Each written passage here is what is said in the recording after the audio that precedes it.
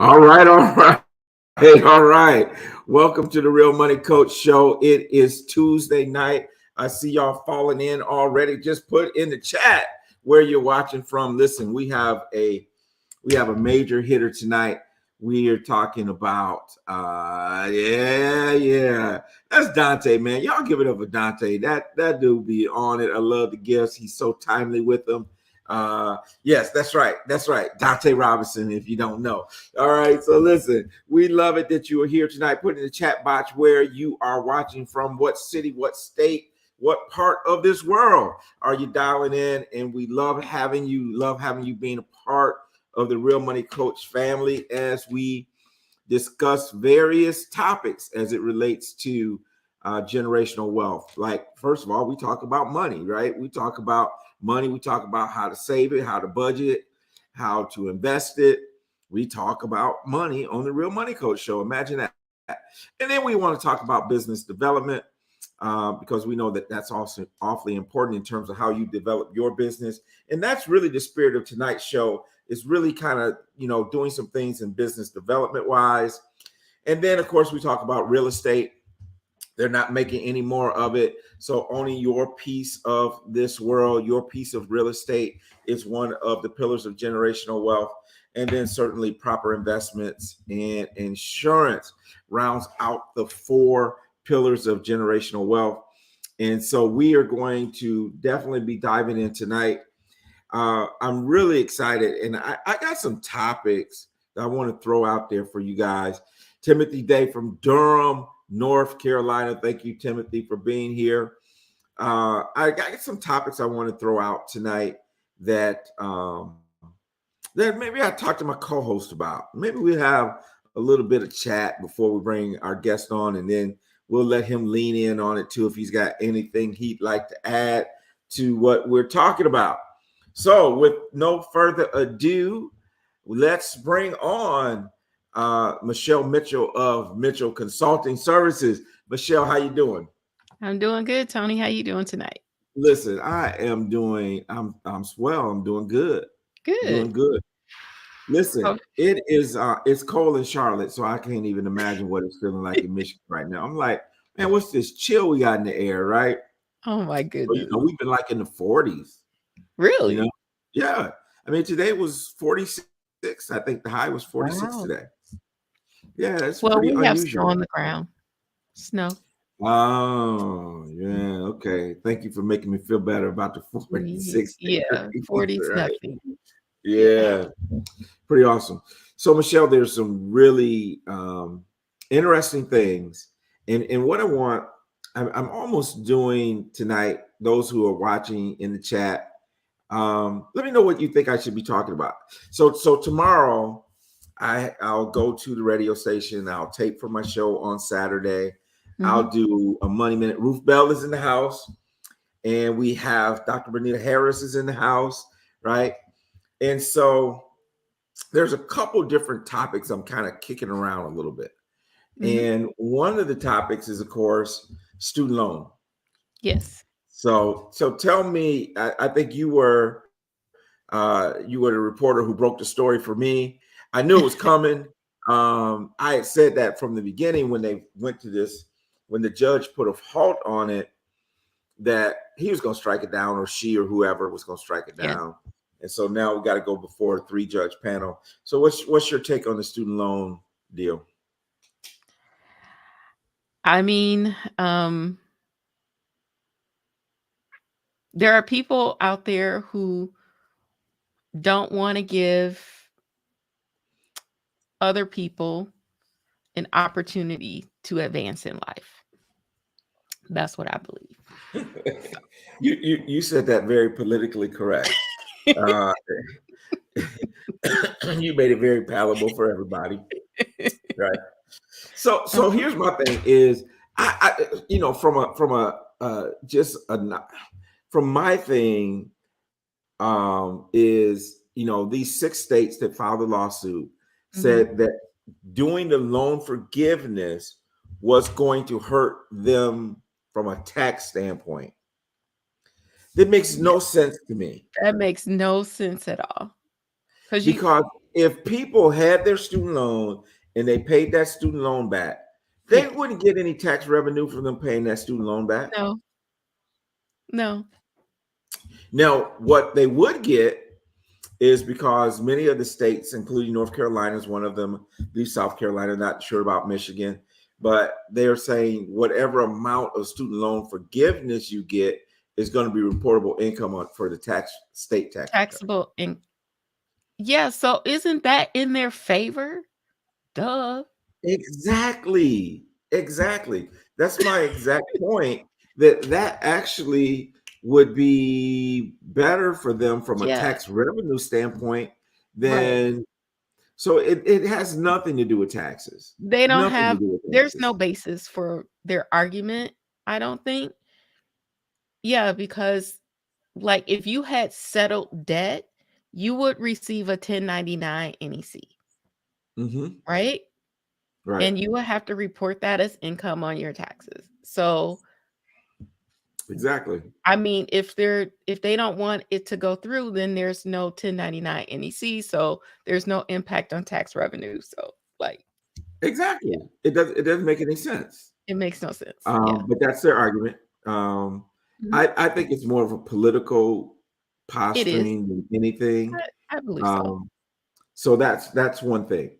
Now the other thing, when I do these money minutes tomorrow, that is one And of the potential topics that I have is to talk yeah, about and student also loan. they blocked anybody from if you haven't entered your name on the debt forgiveness, you can't do it anymore.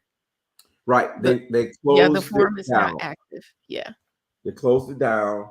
they You no closed it. longer can report. But So some people have gotten forgiveness of the 17 million who applied.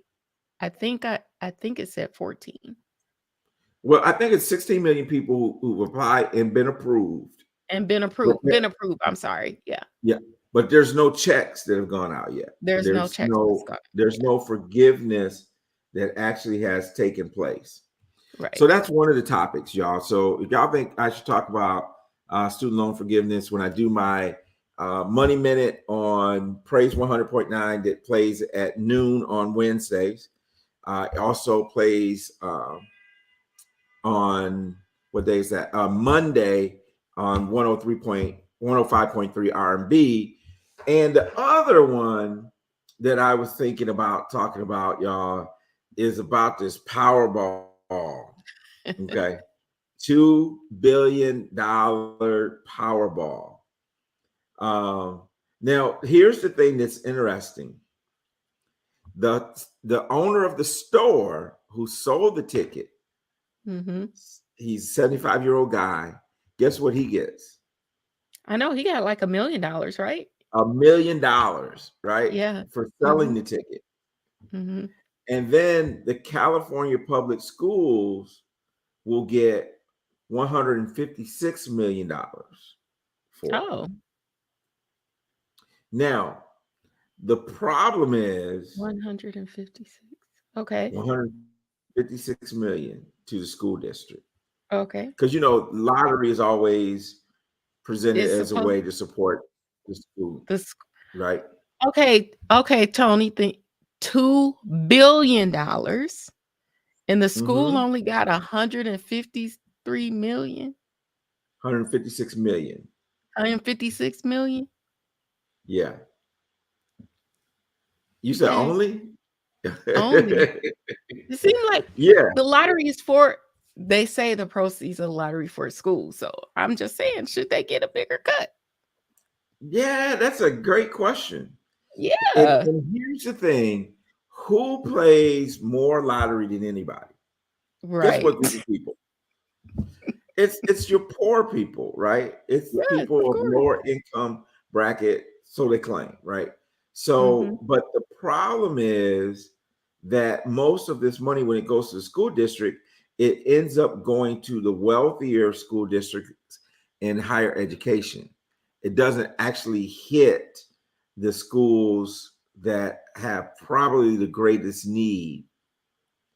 And so I just kind of think this is an interesting topic to Yes. kind of unravel as people are thinking about this and paying their lottery and all that kind of stuff. It's I don't know. I just found that article to be quite interesting of how $2 billion, Mhm. 1 million to the store owner, 156 million to the school district, and nothing to the poor people. So Right. I mean, but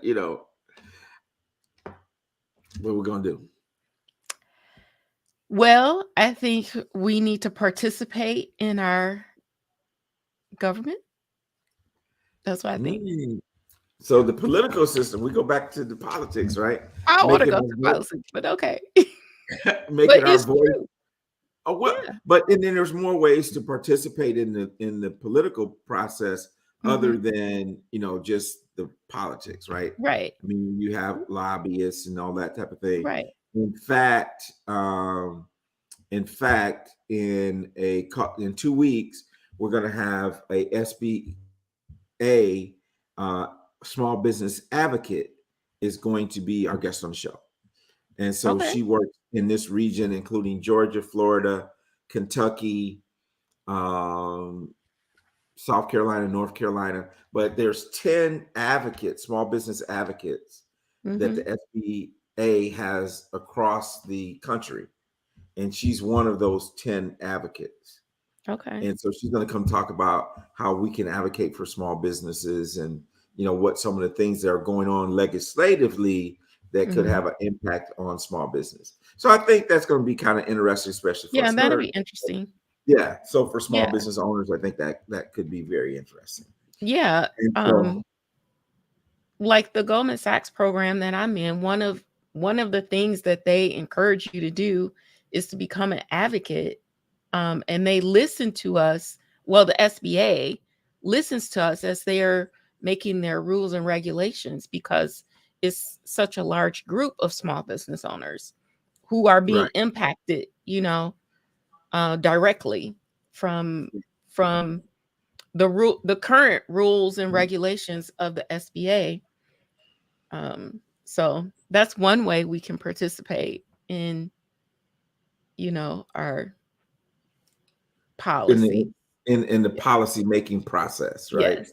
Make Mhm. our voices known. So Yeah. I do think that that's going to be kind of interesting for her to come on, and then also after that, we're going to have an attorney come on and talk about estate planning and all that type of stuff. Because it's always a good idea to go back and be reminded of those items. Mhm. And besides that, Michelle, let me tell you something. I had a wonderful time in Nashville, right? Oh, Um, good. yeah, I did. I did. For me, it was like going back to my roots because I started teaching financial literacy in the church, and Me to go too. back to the church and be able to do that, and we had a great turnout, and it was just really it was really good and refreshing.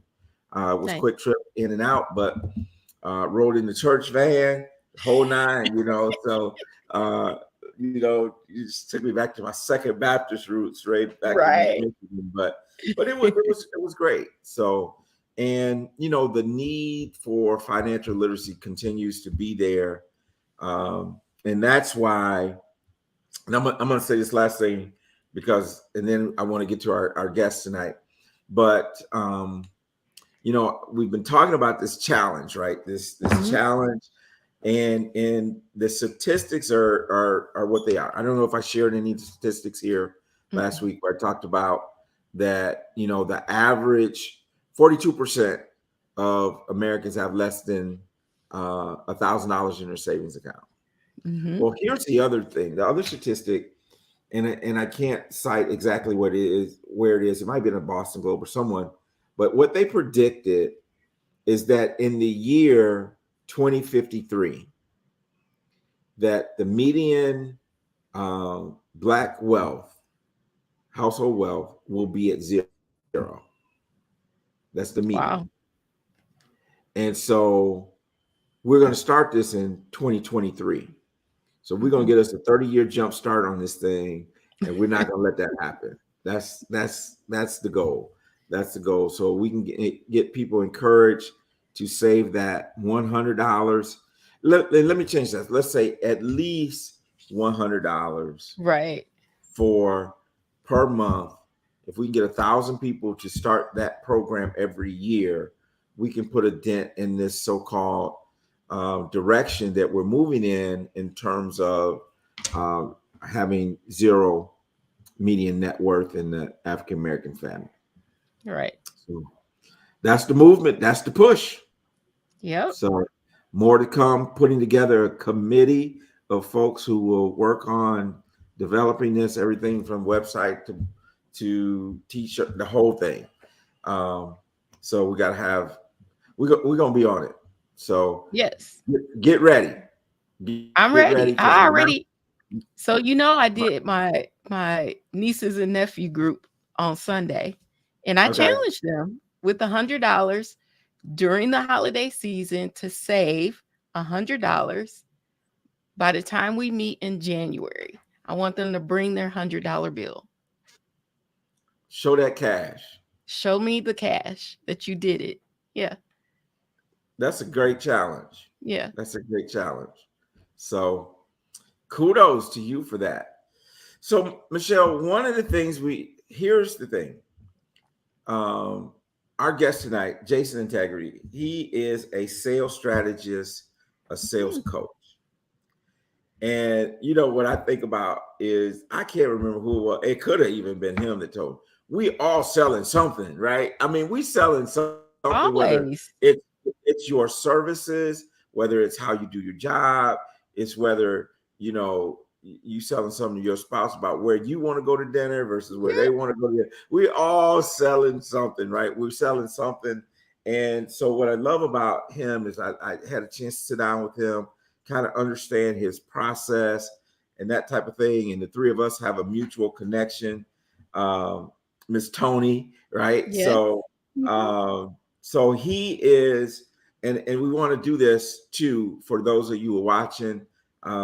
This is kind of our honor for veterans as well, because he is a veteran, Army veteran. And this guy, I mean, he's got certifications from Harvard. I mean, I'm talking about top-notch dude, right? So, and he is from Michigan, on his way to the Queen City, but we want to bring him on the stage with us, Mr. Jason Integrity of Integrity Go. Jason, how you doing tonight? I'm outstanding. How y'all doing? Welcome, Man, Jason. I'm doing awesome, man. I'm doing absolutely awesome. One of the things, I said this first time you and I had a Zoom together, and it just dawned on me again, is I love that poster that you got back there of Muhammad Ali and Malcolm X. I love that. I love that poster, man. I was thinking my husband would love that poster. Yeah. And I got Muhammad Ali up here. I love that poster. I think that's great. So Jason, man, thank you for taking some time out to first of all, be on the show on Saturday morning, and then come to spend this time with us here as we unpack some of these things that you do, and you can kind of tell us a little bit about that. But first of all, tell us a little bit about you. And by the way, like I mentioned before you came out, thank you for your service. Happy Veterans Day to all the people out there. If you have a veteran that you that's dear and near to your heart, go ahead and put that in the chat. I think I did do a post. I went live, practicing doing lives, Michelle. I went live to do honoring for the veterans on Veterans Day.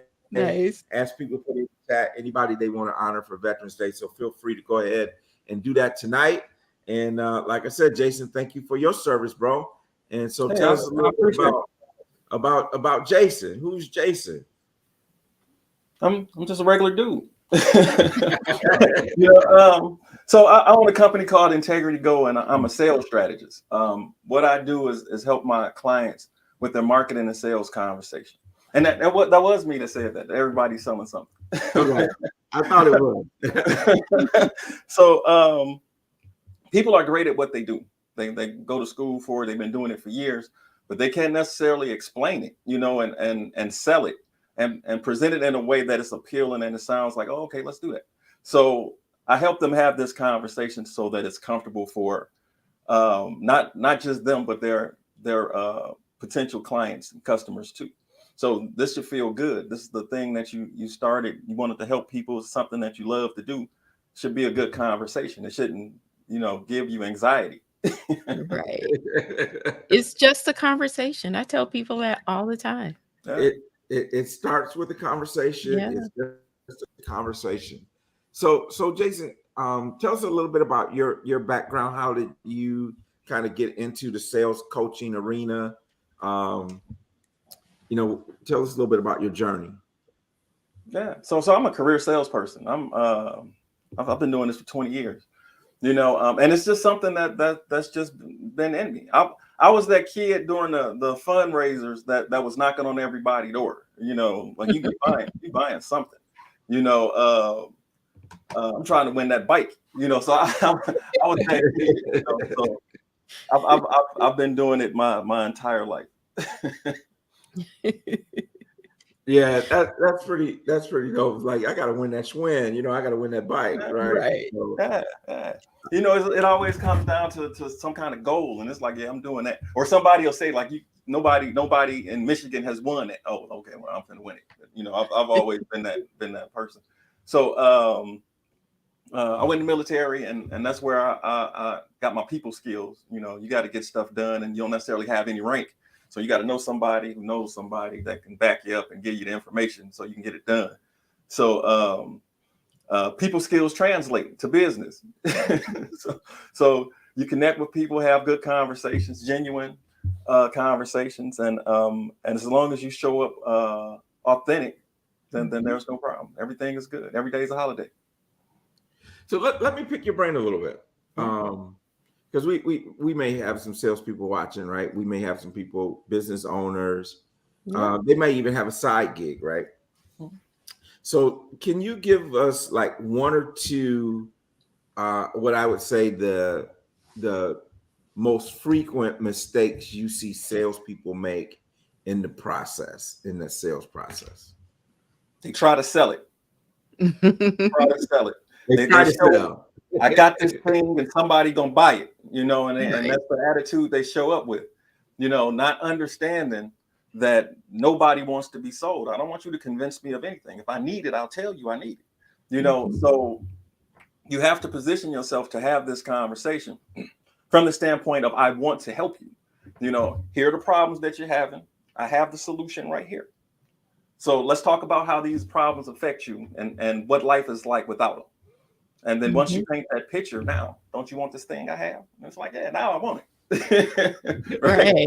But if you show up trying to push the thing, trying to sell the widget, nobody wants it. Nobody wants to be sold. Yes. But nobody wants to be sold. So I think education is so important in that process too. I know communication is huge, right? And developing a relationship. Absolutely. And then the education piece. So what about people who are involved in what I would say maybe like transactional type sales? It's the same thing. So you still have to build the brand. So whatever you're selling, there are a ton of other people selling it. So if you're selling based on price, then you're gonna lose because somebody will sell it cheaper. Or I can order it online, and then now you're fighting Amazon, right? So if you're selling something that I got this thing, come in and get it 2 for $5 or whatever it is that you want to do, you have to build that relationship with that consumer. This is where the customer service comes in, to where I want to buy it from you when I can get it from anybody else. So you have to have all of these things in mind. So even though it's something, hey, here I got the thing, give me the money, here, go take the thing, and there's really nothing to position or sell, you still want them to buy it from you. You still want to build that relationship with them. So when they need it again, they come back to you. So even if somebody shows up with a cheaper price, nah, I don't want it from you. I'm gonna go get it from Jason because he takes care of me. And then now we have this relationship. So it doesn't matter what it is or what the dollar amount of the product is, you still need to build that relationship. Because I think most of our marketplaces are crowded. I mean, yes, I think what I do is a crowded marketplace. I mean, everybody wants to be a financial advisor. Everybody wants to be, a financial coach. I mean, even that word coach, right? It's become like the buzzword. I'm a coach. What are you? I'm a personal coach. Or what are you? I'm a this coach, that coach. And so I think being a coach or consultant is like a crowded field. And so you have to stand out in that crowded field some way, right? And so the relationship. Yeah. And being authentic, be yourself. There's only one you. So if you line me up with 25, 30 other sales strategists and sales coaches, I'm the only one who does things the way that I do it. So they'll say something similar, and they may say something that may even sounds better to some people. But they can't do it the way that I do it because they don't have the experience that I have. They don't have the education that I have. They haven't put in the work in the same way that I have. It's going to be different. So although we may both have 20 years of experience and both have a degree in marketing and all these things, it's going to be a different process for each person. So we have to keep that in mind that, I'm not for everybody. So when we look at any market, your market, my market, doesn't matter what you're selling. 60% of the market is not going to do business with you anyway. 30%, they wouldn't take it from you if you were giving it away. Another 30, they just don't want it from you for whatever reason. Right? Just not interested. I don't think I need your services. Okay. So now we're down to 40% of the market, which is more than enough. So of that last 30% of them, they're not ready. I kind of need what you got, but Christmas coming up and I don't have time for that right now. And so they're trying to figure it out. 7% of the market is like, yeah, all right, tell me more. Let's talk about it. And only 3% of the market will buy when you meet them. They need it right now. In fact, they were probably looking for you and you just happen to pop up and come on, shut up and take my money. So when we look at the market as a whole, 60% of the market will not rock with you regardless. So don't worry about the people that you can't get. So when we line up with all of these other coaches, I know going in that 60% of the market is not going to do business with me. Hey man, I don't like him because he got a beard. Well, whatever. So 40% will do business with me, and that's who I'm talking to. Yep. So the question becomes to okay, so we know this. We know that we need to get to that top 3% and what I would say that movable group, right? That other group that's on the fence that in time will come. How does one begin to separate and know who's who? How do you coach your clients to know which bucket to put these potential prospects in? Make them come to you 100% of the time. You build your brand, you show up, and they will come to you.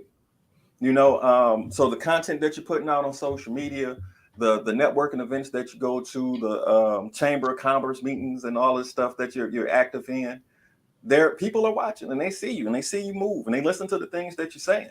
So when you have a very specific message of this is what I do, this is what I stand for, this is who I am, this is why I'm here, and you're having that conversation with your tribe, that 40%, we're not talking to everybody. Right. So we're only talking to our 40%. So we're having a very specific conversation. So as you're having that conversation, they'll hear it and they'll go, oh, I need that. You got a minute?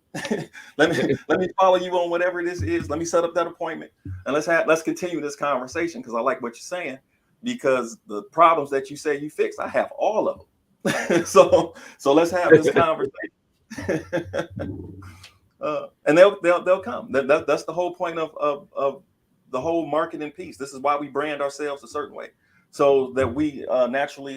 This is why we make ourselves attractive, so that we can attract the right people. Yep.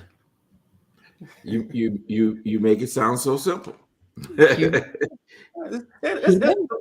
principles are simple. It's just work after that. We got to line up certain things and create the customer journey and do the necessary market research so that we know who we're talking to and we can have this conversation so that they can absorb it. And we can position ourselves properly to solve that problem. But once we've done all of that work, then yeah, it's pretty easy after that.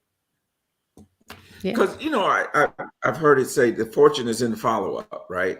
So, and you mentioned the sales journey, or Mhm. I don't know if it's sales journey is the proper way, or proper terminology, but talk to me a little bit about the back end. Once we know that this is a 3%er and they come to you and it's like, Michelle, they blowing her phone up. They gotta go. But what happens? What's important about the steps after that initial conversation where we say, okay, yeah, we've determined that they want our product. Now what do we do? Now that should be the easy part, It right? We should. should already have that set up because this is the part of what we do as a company. So they say they're ready, then now we follow up. Now a lot of things you can automate, right? So you can automate the contract process. I'm gonna send you this thing, you sign it right from your phone. That comes back, and now the paperwork is done.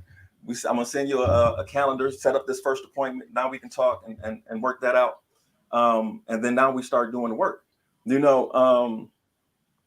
Uh, the products that you have, the services that you have, um, that's the meat of it. That's the whole point of the process. This is why we're talking in marketing, and this is why we have a sales process that identifies certain problems, so that once we get to the meat of it, now we can just do the work. We've cleared away all of this stuff, and now here's the problem, and here are the things that we need to do to get rid of this problem. Let me okay, sit here with me while I show you how we break this down, right? Or give me all of your stuff, and then I'll see you in a couple of days, and when I give you back will be dope. So that's all the real work of it. Once that's complete and the customer is satisfied and the customer is happy, now we move them to the next product. So what's the next step for them? We should already know in our mind where we're going. Once we finish this, we're gonna move them over to this one. Additionally, let's make sure that they're happy. Let's make sure this checked out. Okay, remember you said you had all of these problems? How does it feel to not have these problems now? All right, cool. I need you to go on Google and tell the world how dope I am and how you feel about this problem. All right, so give me a review and on LinkedIn, give me a shout and a lightable if you are on there. Say some nice things about me so people know that I do good work. Additionally, let's stay connected because there will be something else that you may need me for. But if you know somebody so that needs me, now you got a raving fan. So I see this with my clients, and it's hilarious. If you say sales anywhere near them, they'll go, "Oh no, you need to talk to Jason. You got a problem with you? No, you need to talk to Jason. What are you doing now? You got a coach. You don't got a coach. You need to talk to Jason." I've had clients, former clients, call me from other people's houses, like, hey, what you doing?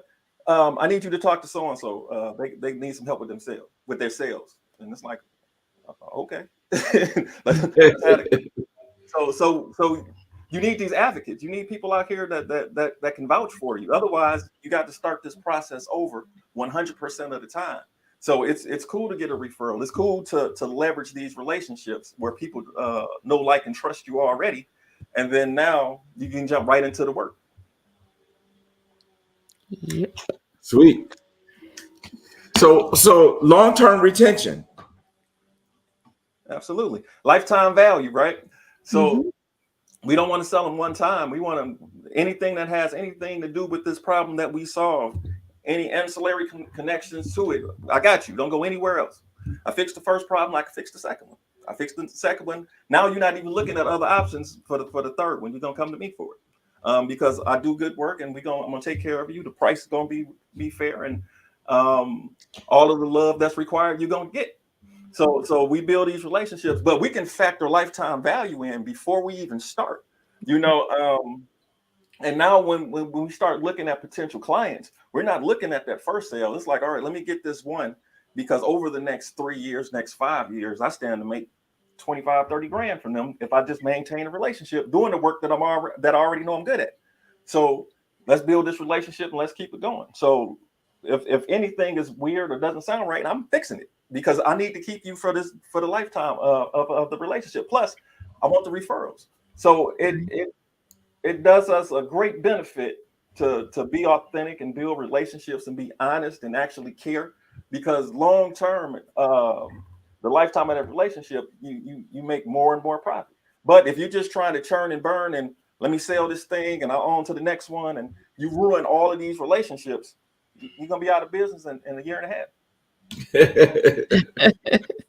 So let's talk about the referrals, because one of the things that I think that traditionally it's been always ask for referrals,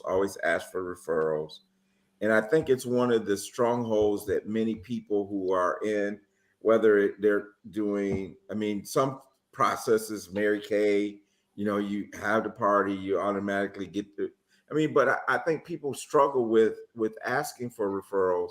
So how do you deal with that? What's your fix on that?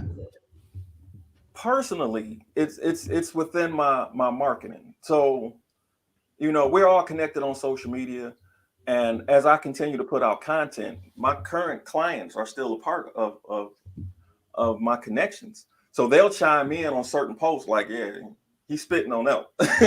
He helped me with this part. I used to have it, but now I don't. Like Stewie here, like Stew Daddy, right? Stew Daddy 3 right here. He dropped something in the chat. Said my brother dropping knowledge. Yeah, okay, right. That's literally my brother. I appreciate him showing up. So you they chime in, and then once they comment, we know how the algorithms work, right? And it goes out to their network, especially on an app like LinkedIn.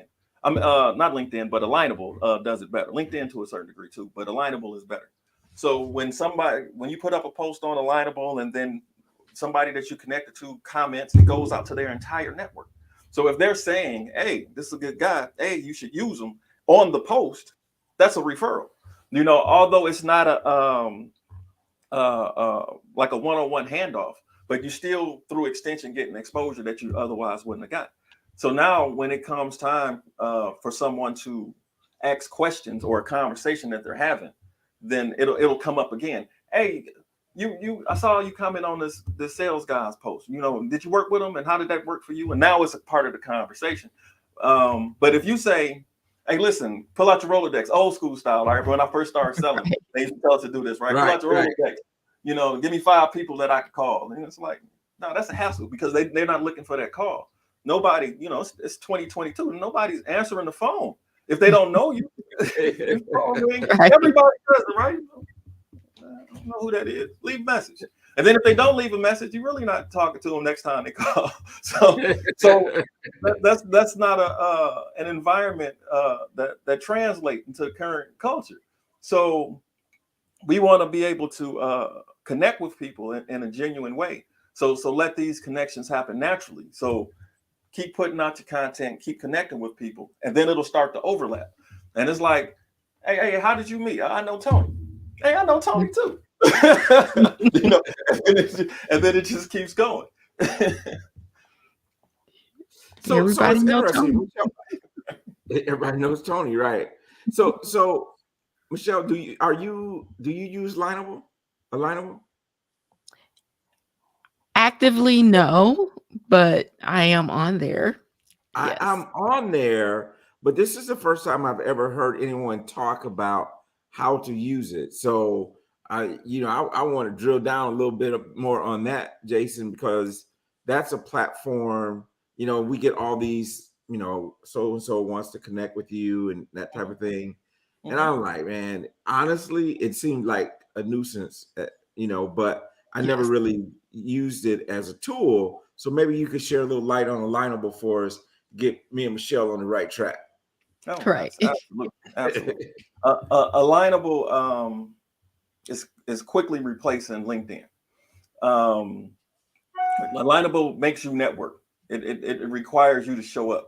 So you can't just send out a bot and then just send this out to 100 people in this whole paragraph with a pitch in it and hope that 3% sees it, right? On Alignable, it gives you the opportunity to connect with people face to face. So there are a lot of events going on, virtual networking events, and then it's breakout sessions where you can have one-on-one conversations. But now you are in it. You are connecting with people. You're having conversations. So how can you represent yourself and your brand and your company right now in front of these people, and then set up the next step? So it gives you the opportunity to connect nationally, and additionally, it as you post, you get to pull people back to your profile, and then the better you have your profile set up, and you should have your next step within the profile so that people can go to your website or connect with you or set an appointment. But you get to leverage all of these things at the same time. It's beautiful. And it extends your brand throughout the entire nation. If you're active on there within a month, you would have been connected to people all over the country. I've done it. I really got active on Alignable in March. Since then I've connected with 1,000 people and all over the country. Some in Canada. I've picked up a bunch of clients from there. I'm now an ambassador for Metro Detroit on Alignable, so I run my own networking events. There's a Black-owned business group on there. 18,000 businesses on that.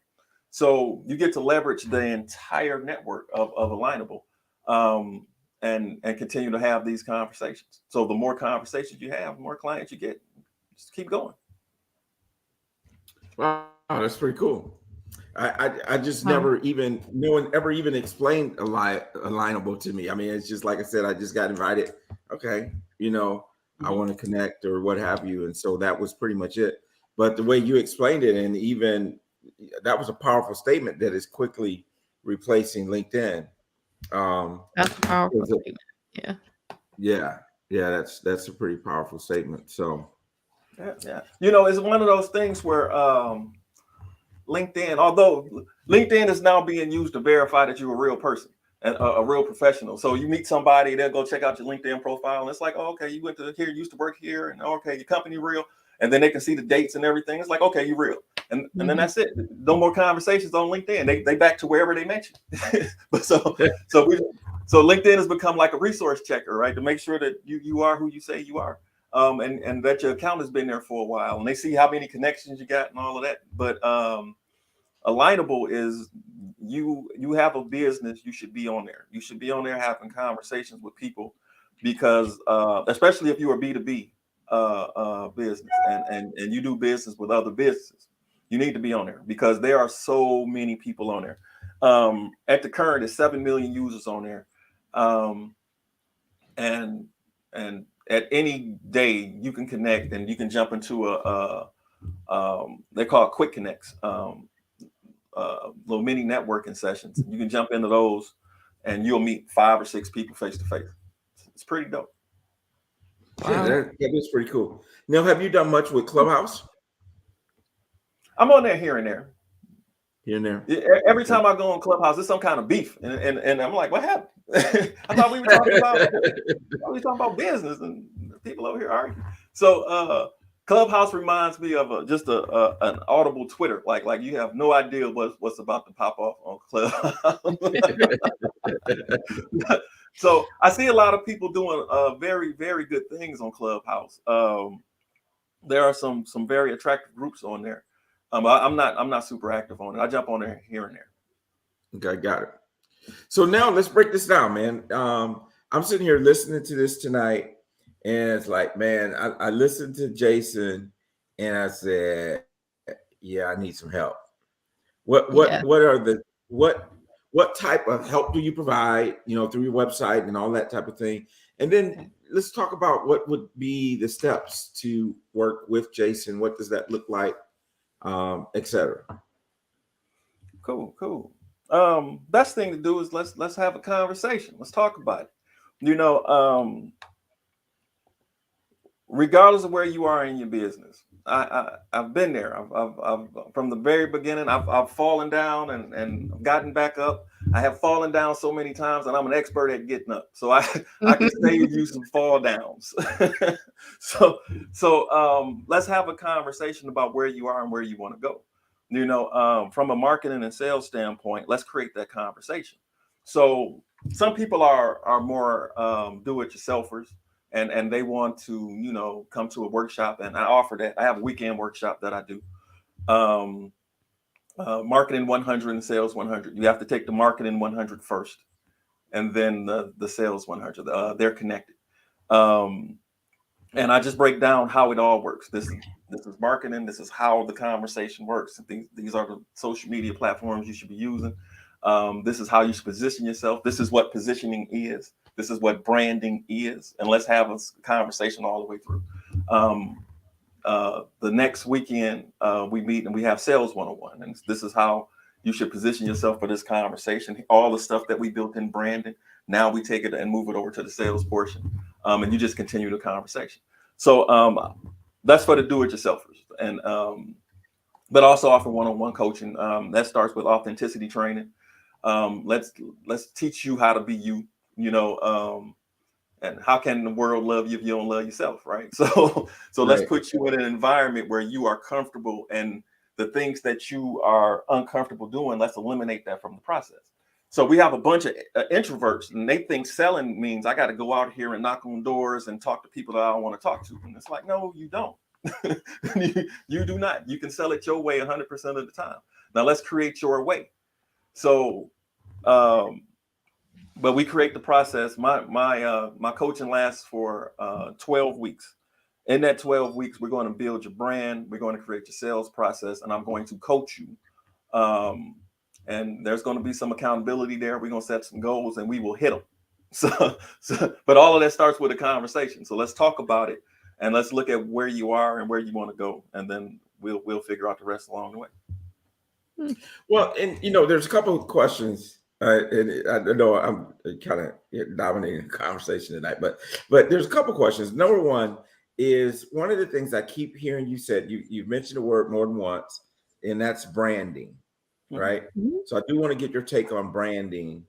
Let's do that first. Let me get your take on branding. Okay. What do you clean your ears with? Q-tips. Q-tip. Q-tip is a brand name. Yeah. Right. The actual thing is a cotton swab, but Q-tip branded themselves so well that everybody call it a Q-tip. Yeah. Right. Right. So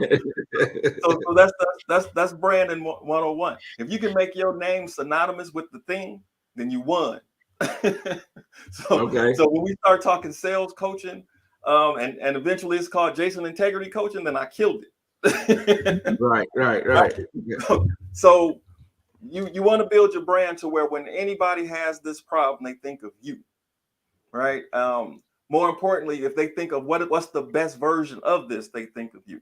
You know, so when somebody's shopping for a car, and like, what's the best car that I can get? Like Mercedes. All right, cool. Then Mercedes won in the branding department. You know, although there are cars that are better than Mercedes, but they don't have a better brand.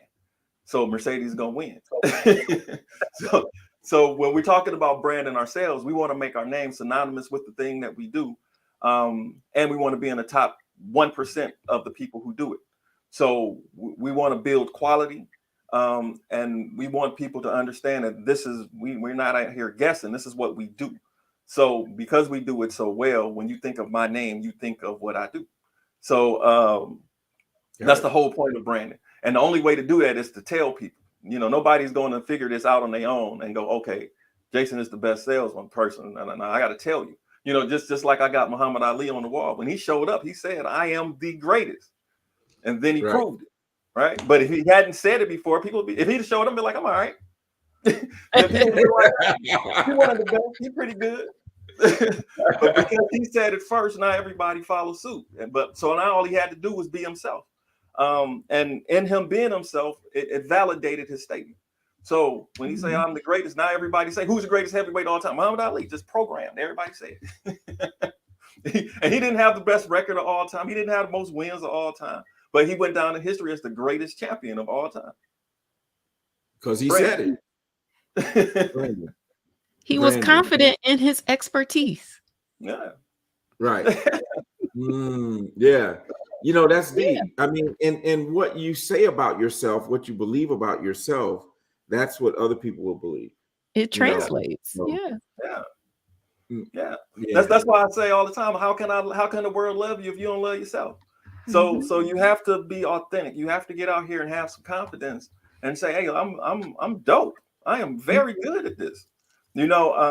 Why would you go anywhere else when you could have came to me and we'd have fixed this by now? So you have to have confidence in your statements.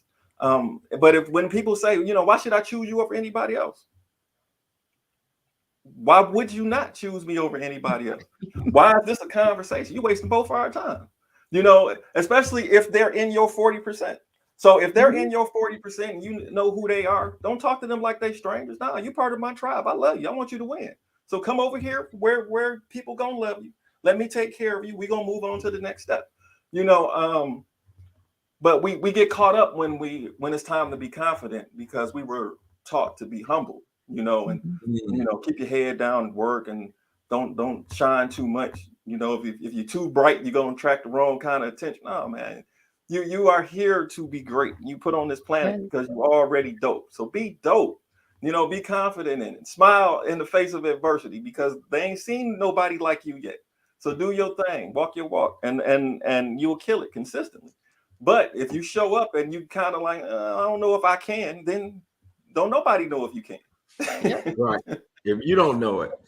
Now, Right. the other thing that I picked up on is you talk to sales coaches and you mentioned about getting rid of things you don't like to do. I mean, I've talked to other sales coaches that say, let's just say cold calling. They're like, you got to call. You got to call. I mean, you're going to have to break your call reluctance. You got to make these calls. And I see a different approach with you, Jason. I see a different approach in terms of what if I don't like making phone calls? What if I don't want to make phone calls? Can I still be successful at this, whatever career it is, selling widgets or whatever the case may be? Yeah. Talk to me a little bit about that approach, those two different approaches that I'm seeing. If you have to make yourself do it, you're not gonna get good at it. No. Right? And you're not gonna feel confident. You're gonna force your way through it, and it's gonna be terrible. And then when you finally do get somebody on the phone, you're gonna be surprised that they talking to you. Right? So let's not do that. And then besides, cold calling is dead. It's dead technology. Maybe 87. You can get on this phone and people gonna answer because they didn't have caller ID, so they had to answer the phone. So making 100 calls in 1987, you kill it because if I make 100 calls, I'm gonna get at least 50 people on the phone. Now out of that 50, 25 gonna talk to me. Of that 25, how can I convert them to the next step? So now you got a shot, but it's 2022. You calling people, ain't nobody answering the phone. If somebody answer the phone, it's gonna be that 2 or 3% out of 100. So out of 100, you're gonna get 3 people that'll answer that phone. So now you've left 97 voicemails and nobody calling you back. That's a big waste of time. So now it's not so much about cold calling, but it's about impressions. How can I make this impression? So we can make impressions all the time. So the post that we put out on social media, we can connect with people at networking events. The DMs are always open. If you can construct a message that doesn't look like a bot and you're not sending them out to everybody, so you can send out a very specific message to a person, then now you're starting this conversation. But the same thing applies as if you're walking into a business, right? You got to have a valid business reason for being here. So if you're sending me a message and you don't know anything about me, then you're wasting my time. But if you send a message and what you're saying kind of resonates and you're trying to connect with me and you're an actual person, then when I see it, I may respond. So cold calling on the phone has been replaced by people hitting instant messenger. But I wouldn't even do that often. Make them come to you, build your brand, solidify yourself as the expert, and people will come. They'll have questions. And when they have the questions, you have the answers. Most importantly, when they have the questions, you have better questions. So what brought you here? Why are you having this problem? Let's have a conversation about this. Smart people ask smart questions. So the better questions you ask, that solidifies yourself as the expert. So now, as you have this conversation, you're asking them questions that nobody else had asked them about this particular problem. So now let's talk about this and dig into it a little bit deeper. And because you have the knowledge to dig into it deeper, you're not everybody else. So we leverage all of these things to create this conversation. But it starts off with you being an actual person and being authentic and showing up as who you really are. And then that gives people the option to either rock with you or not. And if they rock with you, then we can continue the conversation. But now it feels good all the way through. We're not cold calling. I don't have any anxiety. And we can just talk about the problem and fix it. Love it. Michelle, anything you want to ask Jason before we get his contact information? And if Jason, even if you could put that in the private chat, then we can have Dante scroll it on the screen for us. What do you think, Michelle? I think Jason Integrity has a lot of knowledge and practical advice for those who are trying to get their message out to people and get clients and acquire new clients. Yeah. So his process is based on my experience. You know, he on point. So.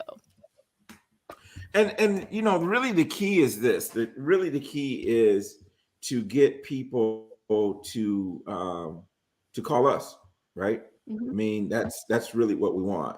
And then, you know, that's a whole different conversation versus us reaching out to them. So excellent. So Jason, how do people get in touch with you? What and all that good stuff? Yeah. Man, Dante is on point. He's not messing around. So you come to the company website, integritygo.com. You can come to my personal site, jasonintegrity.com. On my personal site, all my social media is on there. Just click the button and connect with me. You can book an appointment right on either one also. So let's have a conversation. All right, folks, you heard it from Jason Integrity. Integrity Go. I love that name too. I love that name. And I you know, that's some branding, right? Because I'm like, okay, is his name really Jason Integrity? You know, I was like, okay, you know, so I love that, man. But I do appreciate it. And you know, just the conversations that we had. I think we've had 2 conversations thus far. Certainly we will have more. But I love what you're doing. I don't know if it's public knowledge about your move, so I ain't gonna say nothing unless you say it. But it's still low key.